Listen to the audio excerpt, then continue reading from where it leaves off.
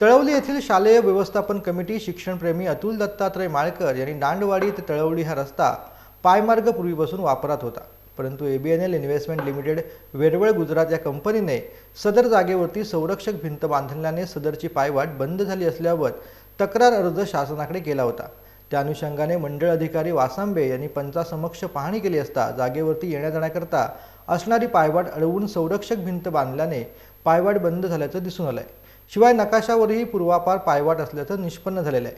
दरम्यान तळवली जिल्हा परिषद शाळेत 1ली ते 4थीत शिकणारे 25 विद्यार्थी हे दांड आदिवासी वाडीतले आहेत। या विद्यार्थ्यांना दांडवाडी डोंगरावरून तळवली असा रोजचा 1.5 किलोमीटरचा धोकादायक पायी प्रवास करावा लागतोय।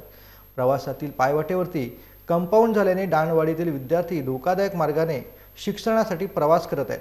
प्रवास करत असताना डोंगरावरून येणारे पाण्याचे ओढे ओलांडून शिक्षणासाठी जीव मुठीत घेऊन हे चिमुकले विद्यार्थी ओढा ओलांडत असताना काही अनर्थ झाल्यास जबाबदार कोण असा सवाल सध्या केला जात आहे।